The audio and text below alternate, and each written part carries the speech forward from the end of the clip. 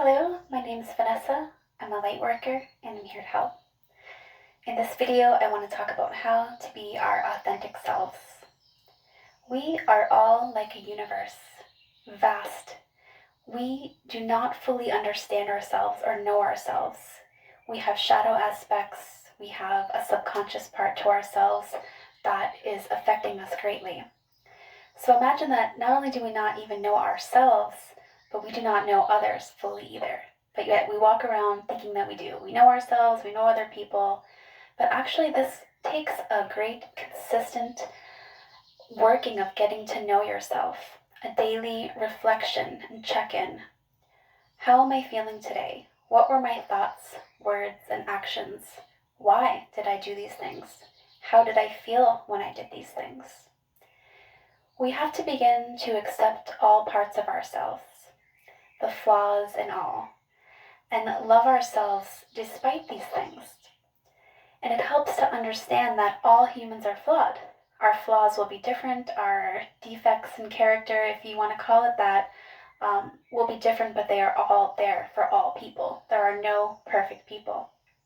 So when we can begin to first understand ourselves, flaws and all, and then love ourselves anyways, then this is when we begin to feel free and whole and understand unconditional and true love.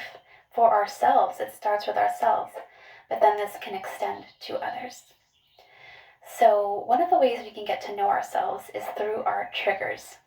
So one of the things I started doing about a year ago was anytime I started listening to a speaker or music and I didn't like it, I didn't like what they were saying, I used to change it. And then I stopped and I started to watch it or listen to it and ask myself some questions. Why is this triggering me? Why is this bothering me? What exactly is it about this person, what they're saying, that is clashing with me? And is there any truth to it? And I found often, especially when it came to speakers, that there was something that they were saying that was triggering a wound in me, something I did not want to deal with or accept as reality. But when I began to start doing that, there was medicine in that. So triggers are a wonderful way to get to know the subconscious parts, the shadow aspect parts of ourselves, and specifically wounds that we have. There was a speaker, he was talking about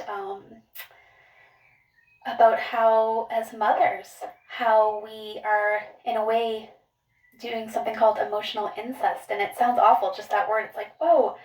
But a lot of times as mothers, especially if we're in relationships that are not working or are not loving, we are getting a lot of our needs met from our children. And I remember when I first started listening to him, I felt that clash. I didn't want to hear what he was saying.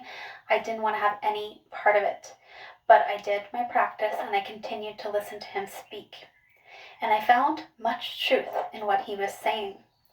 And it was there that I got to know a different part of myself and got to have the opportunity to start reflecting and changing some of my behaviors, and for the benefit of myself and my children.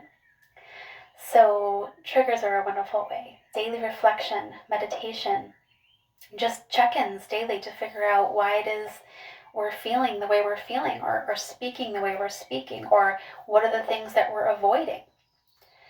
So it's really important that we understand that we are changing daily.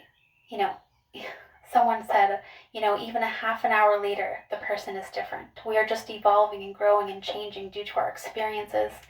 And we really have to practice a continuous, loving practice of getting to know ourselves personally and figuring ourselves out.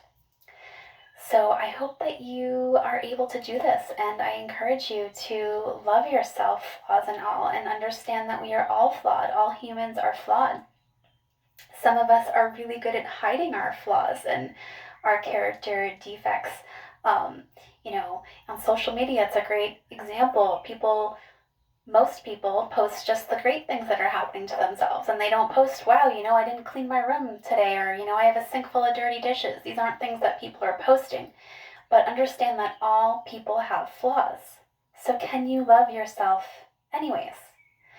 And also, sometimes we're just so disconnected from these parts of us that we don't want to know or admit, that we aren't even aware of them. So never mind, trying to push them away, we aren't even able to see them because it's just too scary for us. So I encourage you to stop doing that and to really try to understand yourself so that you can feel true love. And it's really important that once we begin to understand who we are, that we don't suppress it in order to receive love or in order to not receive criticism or judgment from others. Because we can only truly, truly be happy and feel fulfilled and loved if we are embracing the entirety of who we are and what we truly want. Not what we think we're supposed to want, what society tells us to want, what our family tells us that we should want, but what we actually want. That is the only way that we are ever going to be fulfilled and happy. And it's scary. We don't want to be judged and criticized. And anytime you step outside of the circle of the beliefs, acceptable beliefs, and actions in a society, you do receive judgment and criticism. But we're going to have to accept that if we want the prize, if we want to truly be happy and fulfilled, we must embrace who we are and be willing to face judgment, criticism, or shame for it. Because pretending to be someone else and hiding aspects of ourselves is only hurting us. It's causing us to be stagnant. It's preventing us from being in a growth mindset and reaching our purpose. So I encourage you to be brave and to stand true to who you are, regardless of the circumstances that you will face.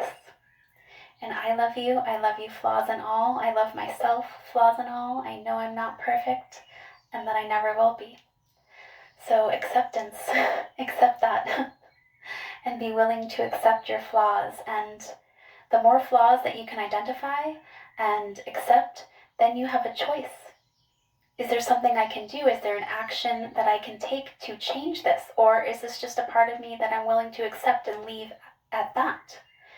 But without the knowledge, we're really not able to make any decisions. So yeah, I think that's all I have to say. But I can't wait to connect with you soon, and I wish you luck on your journey. Thank you so much. One last thing. So when we accept who we are and our flaws, our confidence goes way up. And this affects us when someone is going to come at us and point the fingers, starting to point out our flaws or call us out on something. We have already spent time with it. We have already accepted this part of us and poured love into this part of us. So it isn't going to hurt, or it isn't going to hurt nearly as much when someone comes up to you and starts pointing out your flaws. But if we haven't begun to look at these parts of ourselves, if we haven't accepted our flaws and poured love into ourselves anyways, and understand that we still deserve love and respect despite these flaws, if we don't do that, we're going to be really, really hurt when people come up to us and point out our flaws. So be prepared. Love yourself, flaws anyways, so that when people come up to you, your confidence isn't wavered. You already know yourself. You're comfortable with yourself. You're comfortable with the flaw that they are uncomfortable with. And this is how we are self-confident.